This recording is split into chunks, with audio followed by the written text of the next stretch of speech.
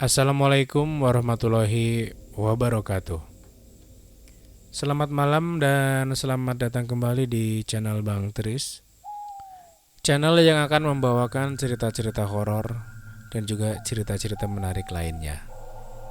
Dan untuk malam hari ini kita kembali melanjutkan cerita dari tulisannya Kak Dioseta yang berjudul Langgar Tanah Tulah. Dan malam hari ini kita masuk ke part terakhir, Budak Sang Iblis. Dan jangan lupa buat teman-teman yang baru gabung, bantu share, klik tombol like dan komen sebanyak-banyaknya, serta jangan lupa klik subscribe dan nyalakan lonceng notifikasi di channel ini agar tidak ketinggalan cerita-cerita menarik lainnya. Dan seperti apa kisah part terakhir dari Langgar Tanah Tulah? Langsung aja kita masuk ke ceritanya.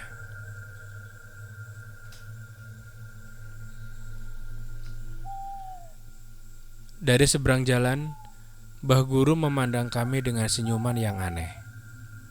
Aku benar-benar tak percaya dengan apa yang kulihat.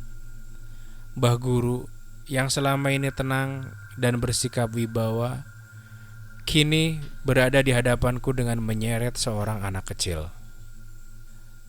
Tubuh anak itu terlihat kaku dan terus kejang-kejang. Wajahnya pucat dan penuh dengan luka. Mbah Guru, apa-apaan ini? Aku mencoba mempertanyakan apa yang ia perbuat. Namun, Dewa tiba-tiba menahanku untuk menghampirinya. Jangan, Mar. Kik, kik, kik, kik, kik. Mbah Guru tiba-tiba tertawa dengan suara yang aneh. Dia benar-benar tidak seperti Mbah Guru. Kini, di tengah kebingungan kami, dari belakang Mbah Bengkong menghampiri kami. Ia melihat Mbah Guru dan menggeleng. Oh alah. Responnya singkat. Mbah Bengkong dengan begitu saja membuang kopi bekas dari gelasnya ke hadapan Mbah Guru. Dan anehnya, sosok yang kami lihat seperti Mbah Guru itu berubah menjadi seekor monyet yang menyeret temannya sendiri. Monyet itu pun meringis, mendesis ke arah kami dan bergegas berlari ke arah lain dan menghilang. Ini tidak akan mudah. Sepertinya lelembut di sekitar sini sedang tertarik pada desa kita, jelas Mbah Bengkong. Hawa malam itu terasa semakin menusuk. Suara cemas dari warga masih terdengar di beberapa rumah. Sialnya lagi, menurut cerita Mbah Bengkong, mungkin di setiap rumah sudah ada demit-demit yang mengawasi, menanti anak-anak itu mati dan menjadi kawan mereka. Aku dan Dewa buru-buru mencari keberadaan Ustadz Kusni dan Bapak. Ustadz Kusni masih sibuk memeriksa keadaan anak-anak yang masih belum pulih. Sementara Bapak mencoba menenangkan orang tua anak-anak itu. Saat aku ingin menceritakan tentang apa yang kami ketahui, Ustadz Kusni mengajak kami untuk membicarakan ini semua di masjid. Tenung, Ustadz Kusni merespon ceritaku. Bapak gak nyangka masih ada yang pakai begituan di zaman begini. Bapak menggeleng, tak menyangka dengan apa yang ia dengar. Di agama Islam, tenung itu sihir. Semua dikerjakan oleh jin yang memanipulasi manusia, jelas Ustadz Kusni. Terus, kita harus bagaimana, Ustadz? Mbah Bengkong meminta kami mencari 4 bagian tubuh yang dikubur di penjuru desa dan membakarnya hingga musnah, tanya Dewa. Ustadz Kusni menghela nafas dan diam sejenak. Sepertinya ia juga memikirkan hal lain. Suasana di masjid hening sesaat. Kami menunggu respon dari Ustadz Kusni yang kami percaya dapat memberikan jalan paling baik untuk masalah ini. Yang saya takutkan, Mbah Bengkong juga mendapat petunjuk dari jin. Saya tahu Mbah Bengkong orang baik, tapi sosok yang berkomunikasi dengan Mbah Bengkong kita tak bisa memastikan, ungkap Ustadz Kusni. Ucapan Ustadz Kusni ada benarnya. Dewa lah yang menyadari lebih dulu bahwa selama di rumah tadi, gerak-gerik Mbah Bengkong seolah tengah berkomunikasi dengan sosok lain. Lantas, kita harus bagaimana, Ustadz? Bapak memastikan apa yang harus kami perbuat. Ustadz Kusni pun terlihat cukup bingung.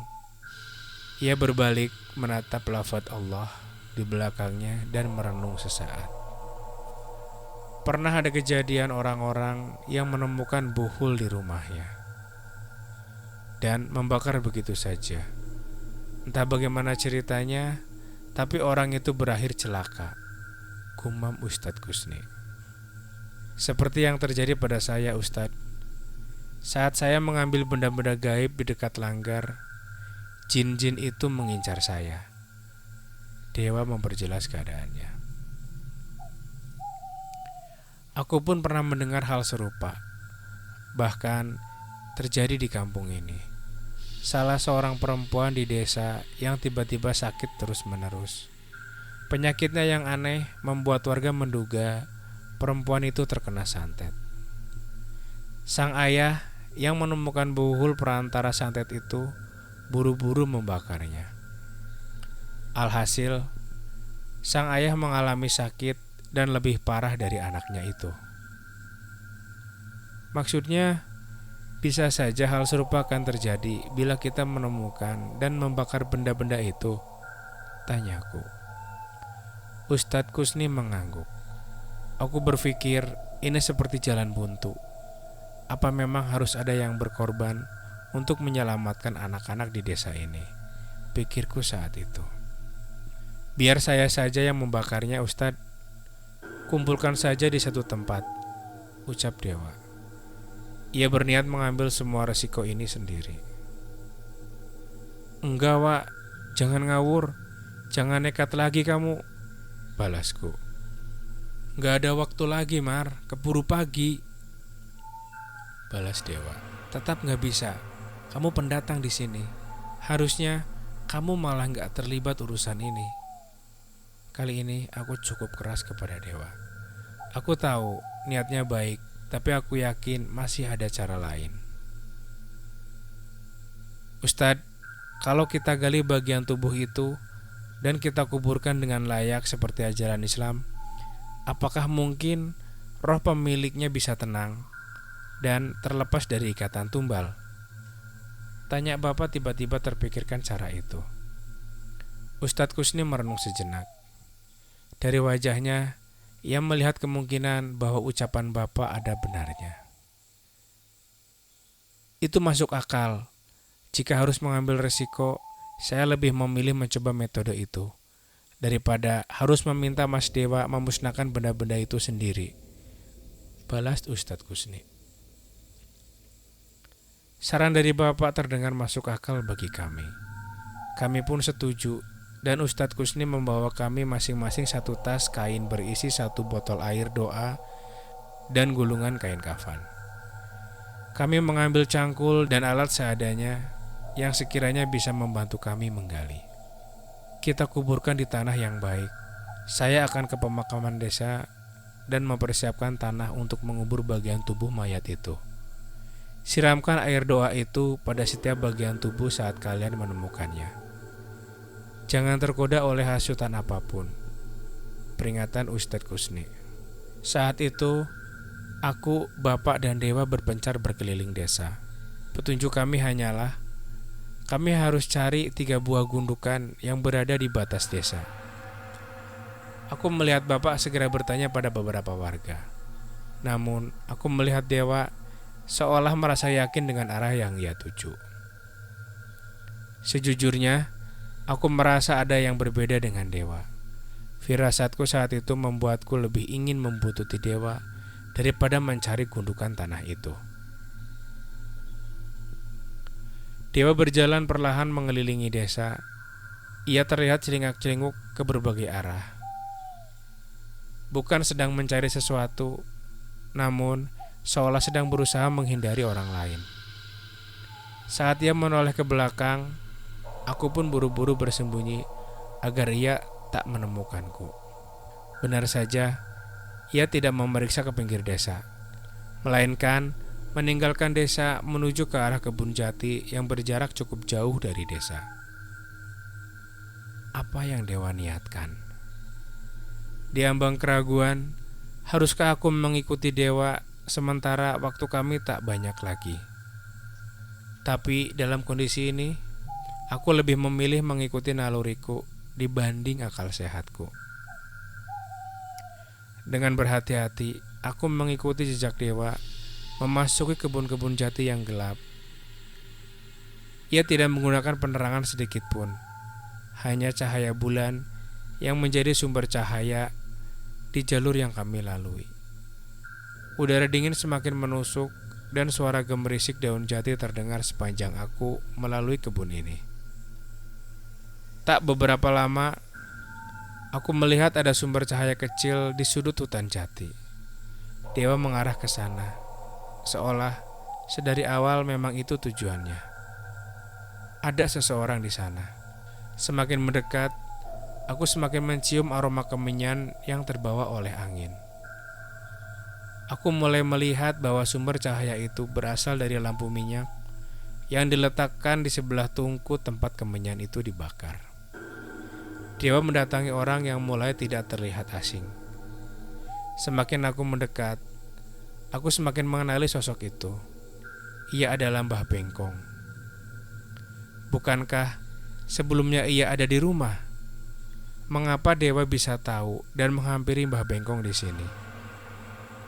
Aku menahan diri untuk tidak mendatangi mereka. Aku benar-benar penasaran apa yang mereka tutupi dari kami hingga harus diam-diam bertemu di hutan jati seperti ini. Dewa duduk di hadapan Mbah Bengkong.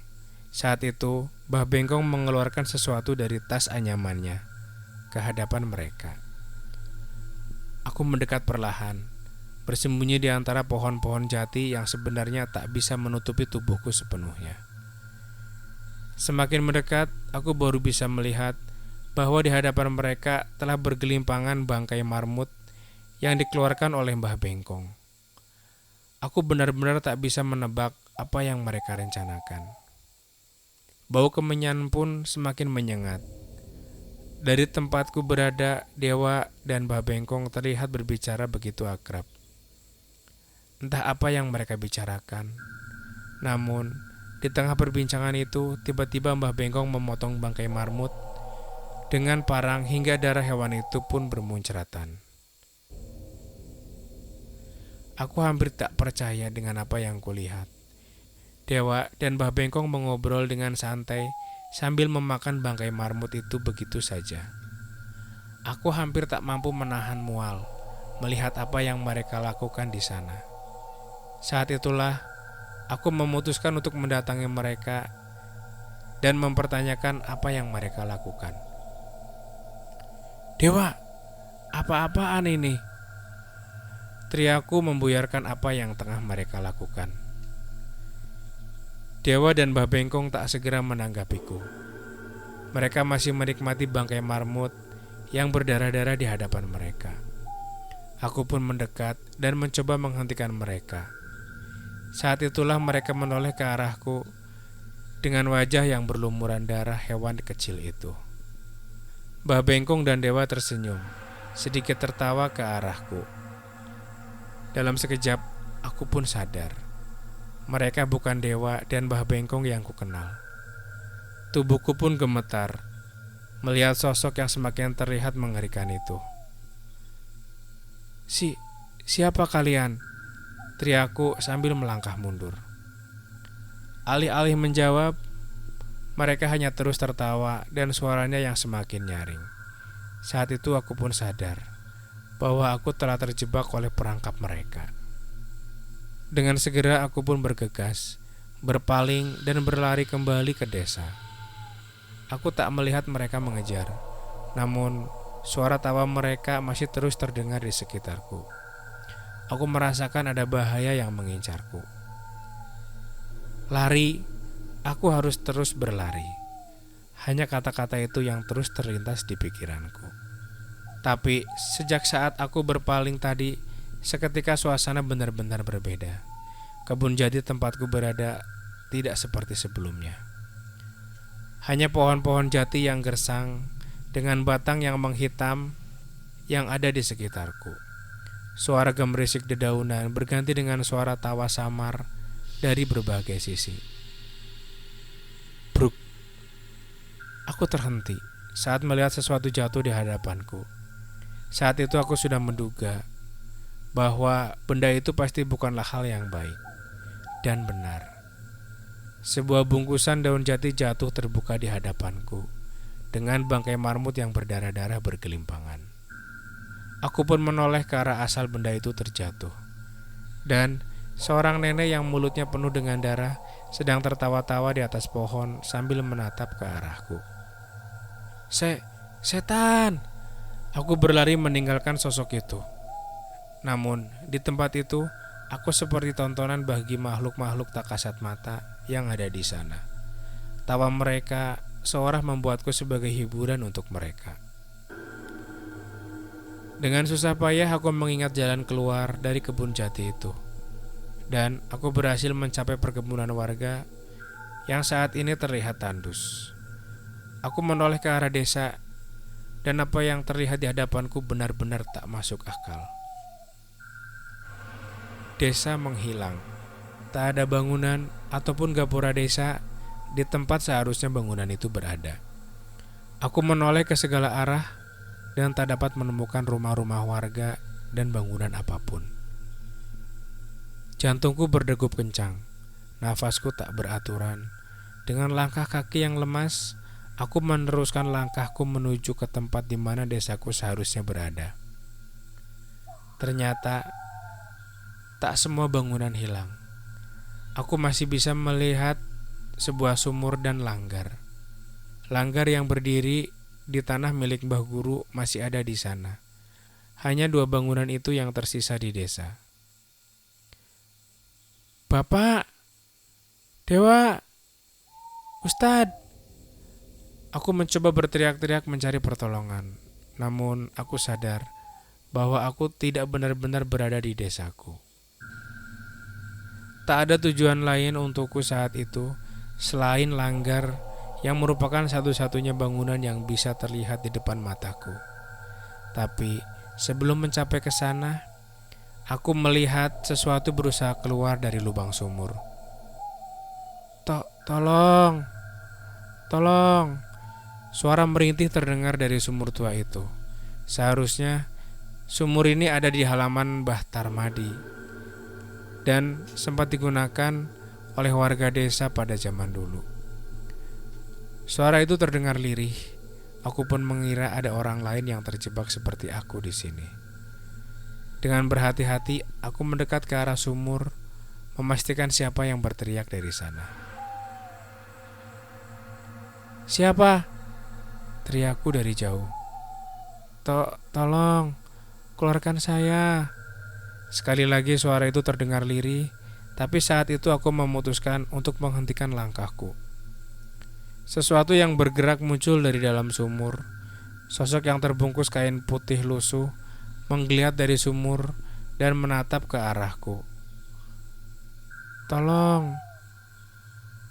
Pocong. Itu pocong. Dari sumur itu keluar satu persatu jasad yang terbungkus kain kafan. Itu keluar dari sumur, menggeliat dari tanah dan berusaha mendekat ke arahku. Aku sempat terjatuh melihat pemandangan mengerikan itu. Pergi. Sekuat tenaga aku memaksa kakiku untuk berdiri dan meninggalkan sumur itu.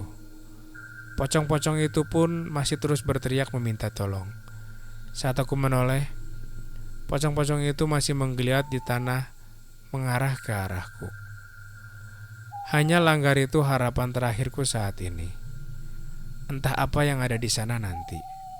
Setidaknya, aku harus mencoba mendatangi tempat yang menjadi awal mula semua masalah ini. Dek, saat aku mendekat, rasa takut semakin menjalar. Aku melihat cahaya kecil menyala dari dalam langgar. Terlihat ada seseorang di dalam. Aku pun mendekat dengan hati-hati. Ada seorang perempuan tua berambut panjang, duduk di tengah-tengah langgar. Ia terlihat sedang mengelus-ngelus sesuatu sambil menggumamkan tembang. Tak lelo, lelo lelo ledung, cep meneng aja pijer nangis. Anakku sing ayu rupane, yen nangis ndak ilang ayune. Aku tahu rasa takut yang kurasakan berasal dari sosok itu. Tembang yang seharusnya menenangkan itu terdengar begitu mencekam di malam itu. Saat semakin mendekat, aku dapat melihat dengan jelas apa yang ada di sana. Sosok perempuan tua yang mengenakan kebaya dan berambut panjang itu sedang mengelus-ngelus rambut dari sebuah kepala. Pemandangan itu semakin mengerikan ketika aku sadar bahwa kepala itu terlihat hidup dan terus menatap perempuan tua itu dengan ketakutan. "Ambil kepala itu!" Samar-samar ada suara bisikan yang terdengar di sekitarku. "Cepat, ambil kepala itu!" Itu suara Mbah Bengkong. Seketika aku ingat ucapan Mbah Bengkong sebelumnya. Kepala jasad itu tertanam di suatu tempat yang menjadi sarang makhluk itu. Kalau ingin menghentikan tenung tali sukmo, keempat bagian tubuh itu harus digali dan dibakar lebih dulu. Tapi saya sendiri tak tahu apa akibatnya. Apa itu artinya? Kepala yang dipegang oleh sosok itu adalah kepala jasad yang dimaksud. Aku menengok ke segala arah, mencari asal suara Mbah Bengkong, namun tak ada siapapun. Setelahnya, suara Mbah Bengkong tak terdengar lagi. Bagaimana caraku bisa mengambil kepala itu? Apa yang harus aku lakukan setelahnya? Aku yakin makhluk itu tidak akan tinggal diam saat aku merebut paksa kepala itu. Mungkin justru aku yang bisa bernasib seperti anak-anak desa jika berurusan dengan makhluk itu. Di tengah kebingungan itu, sayup-sayup terdengar suara pengeras suara dari masjid yang melantunkan ayat-ayat suci. Itu suara Ustadz Kusni. Sepertinya mereka sudah menyadari apa yang terjadi padaku dan tidak tinggal diam. Seketika suasana di sekitarku berubah. Dari arah kebun jati dan sekitar desa terdengar suara jeritan-jeritan yang mengerikan. Makhluk-makhluk itu kesakitan mendengar suara Ustadz Kusni yang terdengar sampai ke alam ini. Tak terkecuali makhluk di langgar itu. Tiba-tiba hujan turun membasahi tanah. Suara rintikan hujan terdengar bersautan dengan suara Ustadz Kusni yang terdengar dari pengeras suara. Makhluk-makhluk di langgar itu berteriak, menjerit, meronta-ronta di dalam langgar itu. Tak hanya makhluk itu, satu persatu makhluk berjatuhan dari langit-langit langgar saat mendengar suara ayat-ayat suci dilantunkan Ustadz Kusni. Saat itu, aku pun melihat makhluk itu menjatuhkan kepala itu di lantai. Jantungku berdegup kencang. Namun, aku merasa itu adalah kesempatanku untuk mengambil kepala makhluk yang dijadikan tumbal itu. Aku pun berlari menahan rasa takutku dan memasuki langgar sempit yang tak lagi pantas disebut sebagai langgar. Saat memasuki bangunan, aku merasa bahwa tak ada lagi tempat untuk manusia di ruang sempit ini. Langkah kakiku melangkah setapak demi setapak, menghindari setan-setan yang meronta bergelimpangan di dalam langgar. Aku sadar, mereka menyadari keberadaanku, terutama sosok perempuan tua yang tadi sebelumnya mengelus-ngelus kepala yang saat ini tergeletak di lantai. "Nyai Kemuning, dia akan mengambil kepala itu." Tiba-tiba terdengar suara menggema di langgar. Suaranya juga terdengar tidak asing. Itu suara Mbah Guru. Aku tak membuang waktu dan bergegas mengambil kepala itu dari lantai dan bergegas membawanya pergi. Lepaskan! Perempuan tua yang disebut dengan nama Nyai Kemuning itu berhasil menangkap kembali kepala itu dari tanganku. Satu tangannya mencengkram lenganku dengan keras, menyayat kulitku hingga darah mengalir. Tak ada yang kupikirkan lagi saat itu selain membaca ayat kursi bersautan dengan suara Ustadz Kusni yang masih terdengar. Kurang ajar kalian. Nyai Kemuning kesakitan, namun ia masih tak ingin melepaskan kepala itu dariku. Aku yakin, seandainya tidak ada suara doa-doa dari Ustadz Kusni, mungkin Nyai Kemuning sudah menghabisiku saat itu juga. Aku buru-buru mencari cara untuk melepaskan kepala itu dari Nyai Kemuning. Ia mulai berusaha berdiri dan saat itu aku menyadari tingginya hampir 2 kali tinggi badanku. Aku teringat akan benda yang dibawakan Ustadz Kusni. Saat itu aku membuka isi tas dan menyiramkan air doa yang dibawakan Ustadz Kusni ke tangan Nyai Kemuning yang masih mencoba menarik kepala itu. Astagfirullahalazim, astagfirullahalazim, astagfirullahalazim.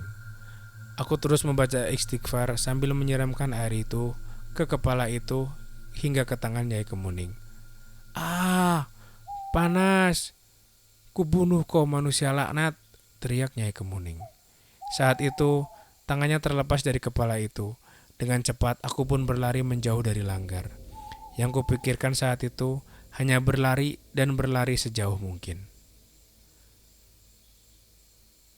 Bersembunyi, aku harus bersembunyi. Aku melewati sumur Mbah Tarmadi, namun sosok pocong-pocong itu masih menggeliat di sumur itu. Mereka tak mungkin mengejarku dengan keadaan seperti itu. Mungkin saja aku bisa bersembunyi. Kembalikan! Suara Nyai Kemuning masih terus terdengar dari jauh. Sosok itu masih terus terlihat berusaha mengejarku. Namun, suara doa-doa Ustadz Kusni terus menyiksanya. Aku kembali melangkahkan kakiku berlari keluar desa. Hawa dingin yang menusuk, tetesan hujan membuatku sulit memandang ke depan. Aku hanya terus membaca doa dalam hati, berharap ada petunjuk akan apa yang harus kulakukan. Kau pasti mati. Suara-suara di atas pohon terdengar di antara suara rintikan hujan. Nyai Kemuning akan membunuhmu. Kiki. Setan-setan itu terus mengutukku. Tapi tak ada yang ingin kulakukan lagi selain berlari. Dan berlari sembari terus membaca doa. Aku berhenti saat melihat beberapa orang berdiri di tengah hujan. Mbah Bengkong, Ustadz Kusni. Aku melangkah, mengatur nafasku, memperhatikan 2 sosok yang ada di depanku. Tapi aku salah. Saat aku mendekat, aku baru sadar bahwa sosok yang berdiri di hadapanku adalah Mbah Guru dan seseorang yang lebih tua darinya. Di mana kepala itu? Dek. Tiba-tiba aku tersadar di pelataran masjid. Dewa, Bapak, Ustadz Kusni, dan beberapa warga desa mengelilingiku dengan wajah cemas. Aku sempat menoleh ke gerbang masjid, dan di sana terlihat Mbah Guru berdiri di sana. Damar. Dewa terlihat begitu khawatir. Apa yang terjadi? Tanyaku. Ada warga desa nemuin kamu pingsan di dekat gapura. Mereka langsung membawa kamu ke sini, jelas Dewa. Aku memegangi kepalaku. Rasa sakit dan lelah menyelimuti tubuhku, seolah apa yang kurasakan itu benar-benar nyata. Mar, tanganmu. Dewa melihat bekas luka cengkraman di tanganku. Luka itu benar-benar ada. Mengetahui aku sudah sadar, tiba-tiba Mbah Guru masuk ke dalam halaman masjid dan menghampiriku. Di mana benda itu? Tanya Mbah Guru tiba-tiba. Benda apa, Mbah? Tanyaku. Tidak usah pura-pura. Kembalikan benda yang kau rebut dari Nyai Kemuning, teriak Mbah Guru. Saat itu, suara kasak-kusuk warga terdengar. Benda, Nyai Kemuning. Apa yang diambil? Siapa Nyai Kemuning? Aku masih berusaha memasang wajah polosku, seolah tak mengerti apa yang ia maksud. Serahkan! Wajah Mbah Guru memerah dengan rasa kesal. Dewa segera berdiri ingin membelaku, tapi aku menahannya. Aku berdiri dari posisi tidurku dan menunjukkan keadaanku. Ambil saja Mbah, kalau memang benda yang Mbah maksud ada pada saya. Ucapku sambil menunjukkan keadaanku dan menumpahkan semua benda di tas kainku. Mata Mbah Guru memeriksa semua dan tidak menemukan apa yang ia cari. Kepala jasad tumbal itu, ingat kamu, Damar. Jangan main-main dengan saya dan keluarga saya, ancam Mbah Guru. Tidak Mbah. Mbah boleh periksa sendiri, balasku. Dengan wajah kesal, Mbah Guru melengos begitu saja dan pergi meninggalkan masjid. Warga desa bertanya-tanya akan apa yang dimaksud oleh Mbah Guru. Namun, kami berpura-pura tidak tahu. Aku melihat jam di dinding yang menunjukkan pukul 4 pagi. Ustadz, sudah hampir pagi. Saat itu, kami teringat tentang rencana kami mencari bagian tubuh tumbal itu. Namun, saat itu Dewa memintaku untuk tenang lebih dulu. Setelah warga desa mulai membubarkan diri dari masjid, Dewa pun menceritakan bahwa ketika benda itu sudah ditemukan lebih dulu oleh Mbah Bengkong. Ia datang dan mengantar sendiri kepada Ustadz Kusni di pemakaman. Bapak melanjutkan cerita bahwa saat itu dirinya dan Dewa tersesat di hutan jati. Namun, mereka bisa selamat saat melihat keberadaan Mbah Bengkong dan Ustadz Kusni. Hanya keberadaanku saja yang tidak berhasil ditemukan. Kita bertiga disesatkan.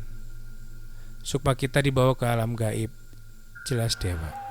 Saat itu, Mbah Bengkong mendekat ke arahku. Wajahnya terlihat begitu lelah. Saya bisa saja langsung menjemputmu, Nak Damar.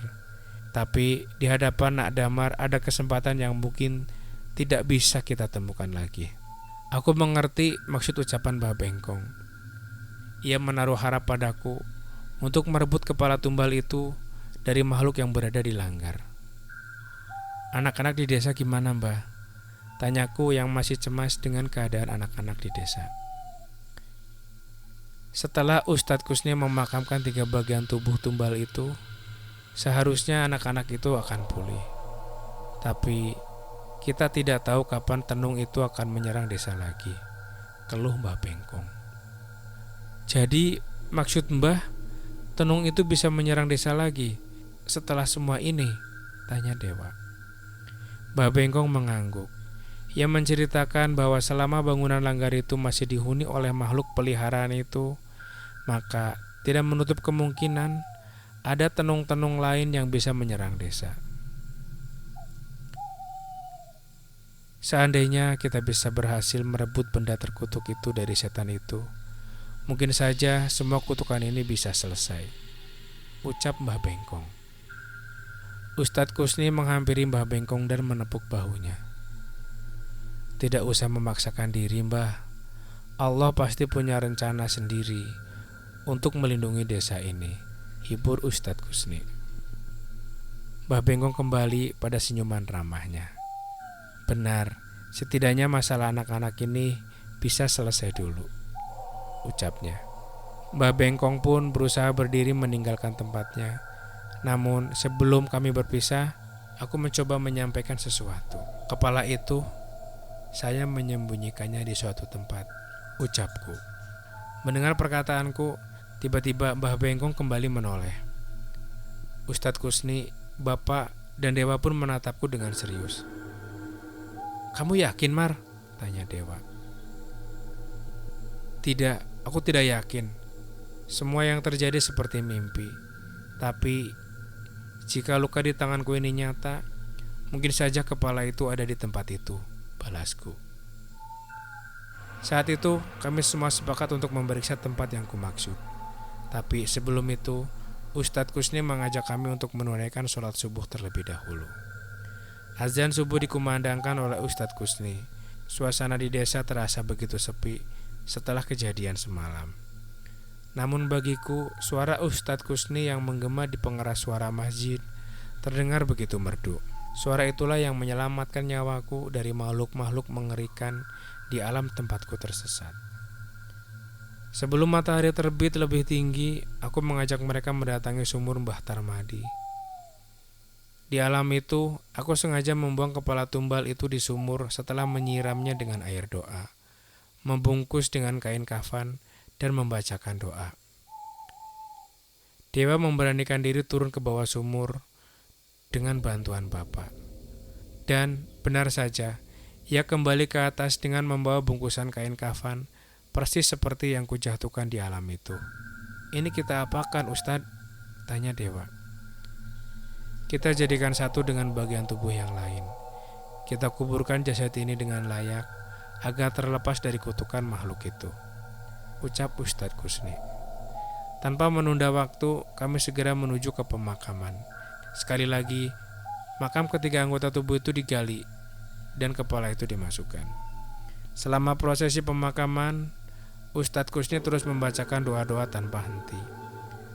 Tepat saat kami selesai, langit hitam mulai memudar dan cahaya matahari pagi mulai muncul menerangi desa. "Bapak mau kemana?" tanyaku saat melihat Bapak buru-buru mencuci tangan dan kakinya setelah menimbun tanah kuburan itu. "Kalian istirahat saja dulu. Bapak mau memastikan keadaan anak-anak di desa." Bapak memang selalu seperti itu. Dia tidak akan tenang sebelum memastikan semuanya baik-baik saja. Aku sangat paham dengan perangainya. Jadi, tak ada yang bisa dilakukan selain menerimanya. Setelah beristirahat sejenak, kami kembali ke masjid. Tak lama kemudian Bapak datang dengan kabar baik, di mana keadaan anak-anak di desa sudah membaik. Kami merasa lega mendengarnya, dan setelah itu kami pun berpamitan dan kembali ke rumah masing-masing. Siang itu, aku dan Dewa tertidur dengan nyenyak. Kami terlalu lelah setelah kejadian semalam, tapi setidaknya kali ini benar-benar bisa tidur dengan tenang. Tak ada hal aneh lagi setelah kejadian malam itu. Aku dan Dewa benar-benar menikmati kehidupan kami di desa Sri Mulyo, tempat yang begitu nyaman dengan warga desa yang begitu ramah. Sayangnya, panggilan kerja kami pun akhirnya datang. Kami harus kembali ke ibu kota untuk mengerjakan proyek baru yang didapatkan oleh perusahaan kami. Kontrak kerja selama 3 tahun membuatku harus kembali meninggalkan desa. Tapi kali ini aku akan lebih sering menghubungi Bapak, agar tidak sering-sering merepotkan Pak RT. Saat menghubungi rumah, aku memasang telepon di rumah Bapak. Setidaknya kami bisa saling berbagi kabar dengan lebih sering setelah ini.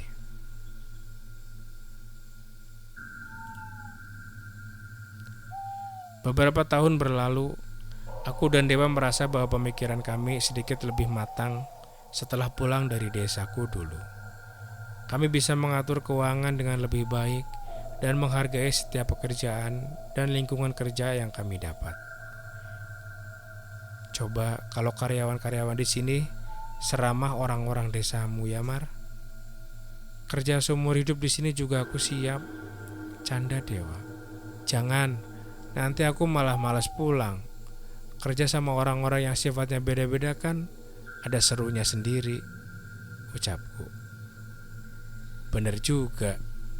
Dewa sudah memutuskan saat libur lebaran berikutnya ia ingin ikut lagi pulang ke desaku. Bahkan ia sempat berencana untuk membeli tanah di desa saat uangnya terkumpul nanti. Saat ini langgar desa sudah diratakan dengan tanah. Ada tragedi yang menggegerkan desa yang membuat warga memutuskan agar langgar itu dihancurkan. Gendis yang menceritakan padaku.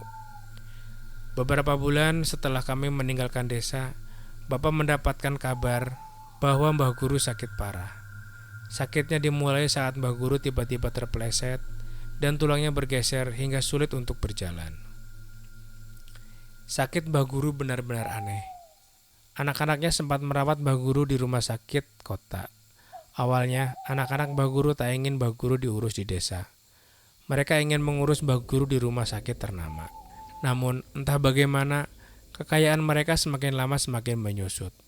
Pada akhirnya, dalam keadaan sakitnya, Mbah Guru tetap menyusahkan warga desa. Sekilas Mbah Guru tidak terlihat sakit, namun tubuhnya semakin kurus, muntah darah, dan semakin sulit untuk meninggalkan kasur. Warga menganggap Mbah Guru sudah penyakit tua dan memang menunggu ajal menjemputnya. Tapi Mbah Guru hanya tersiksa dan terus tersiksa. Sakaratul mautnya membuat siapapun yang melihatnya merasa kasihan. Bahkan, Mbah Guru pernah menghilang dari rumahnya, kadang ditemukan di pemakaman, kadang ditemukan sedang meringkuk kaku di langgar. Ampun, ampun. Kadang suara Mbah Guru terdengar oleh warga desa yang melintas di langgar.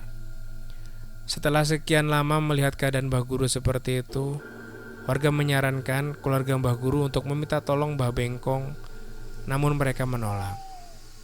Menurut mereka, tak sepantasnya orang terpandang seperti keluarga mereka meminta tolong pada Mbah Bengkong. Tapi warga saat itu bersikeras bahwa mungkin Mbah Bengkong yang bisa menolong Mbah Guru. Bapak sempat mengobrol dengan Mbah Bengkong dan menanyakan jika mungkin Mbah Bengkong membantu memeriksa Mbah Guru. Saat itu Mbah Bengkong hanya tersenyum seperti biasa tanpa membalas sepatah kata pun. Bapak heran, selama ini Mbah Bengkong tak pernah menolak permintaan tolong dari siapapun. Mengetahui cerita itu, Ustadz Kusni mencari informasi dari warga-warga desa yang sudah cukup sepuh. Rata-rata dari mereka mengatakan bahwa Mbah Guru harus meminta maaf pada Mbah Bengkong. Saat Ustadz Kusni menyampaikan hal ini kepada anak-anak Mbah Guru, mereka tidak terima. Mereka merasa bahwa ayahnya tidak memiliki dosa apapun pada Mbah Bengkong. Berbeda dengan anak-anaknya, istri Mbah Guru justru bersedia mendengarkan cerita dari Ustadz Kusni. Ustadz pun menceritakan tentang apa yang ia dengar dari warga desa yang seumuran dengan Mbah Guru. Mereka bercerita bahwa dulu sebagian tanah yang mereka tempati termasuk yang digunakan di langgar adalah tanah milik Mbah Bengkong. Dulu Mbah Bengkong sering meminjam uang pada Mbah Guru untuk makan. Ia mengira Mbah Guru dengan ikhlas ingin membantu.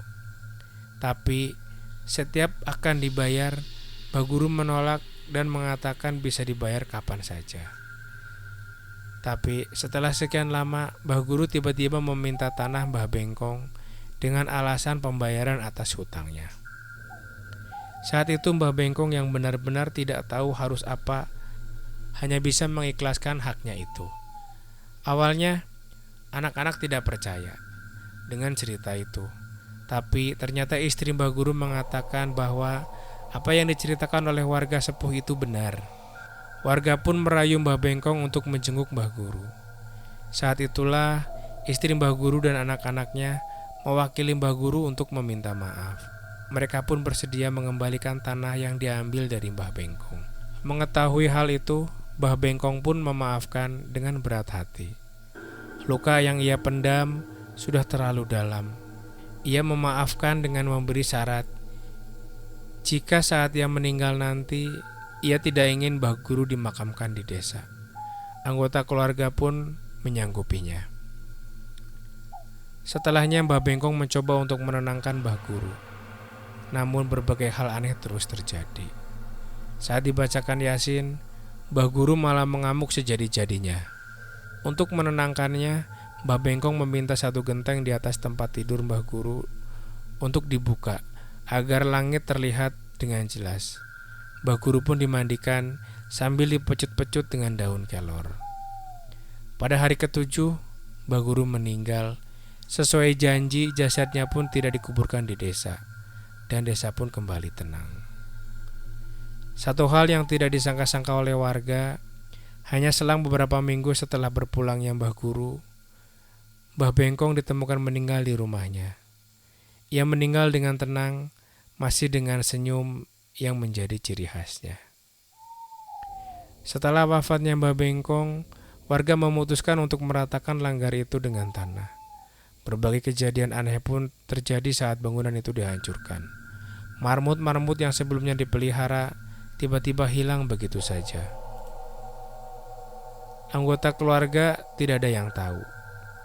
Kecelakaan-kecelakaan aneh terjadi. Bahkan ada jadi seorang warga yang putus saat mencoba membongkar pondasi langgar. Belum lagi selalu ada warga yang kesurupan ketika mengerjakan pembongkaran langgar itu. Mau tidak mau, hampir setiap hari Ustadz Kusni menemani warga saat membongkar langgar. Sebelum langgar itu selesai, warga-warga desa yang sepuh melakukan rapat sendiri. Mereka mengabarkan pada Ustadz Kusni bahwa di tempat imam dilanggar perlu didoakan dulu sebelum digali. Awalnya Ustadz Kusni tak mengerti maksud mereka. Namun saat dilakukan, ternyata ditemukan kain mori dibentuk kayak pocong isi rambut. Saat benda itu coba untuk dibakar, benda itu tak bisa terbakar sampai habis. Walaupun sudah dicoba berkali-kali, api itu selalu padam sebelum benda itu habis terbakar. Akhirnya, benda itu pun dilarung ke laut dengan bantuan salah seorang warga. Walau cukup menggegerkan desa, akhirnya langgar pun berhasil dibongkar dan tanah itu tak lagi dibangun apapun. Kisah tentang langgar di tanah Mbah Guru sampai saat ini masih menjadi cerita yang terus diceritakan pada anak-anak di desa Sri Mulyo. Tamat.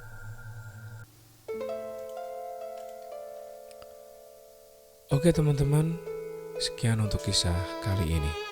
Bagaimana menurut kalian tentang cerita ini? Tulis komentar kalian di kolom komentar. Dan buat kalian yang baru bergabung, jangan lupa like, komen, share, dan subscribe channel ini. Dan nantikan kisah-kisah horor berikutnya. Wassalamualaikum warahmatullahi wabarakatuh.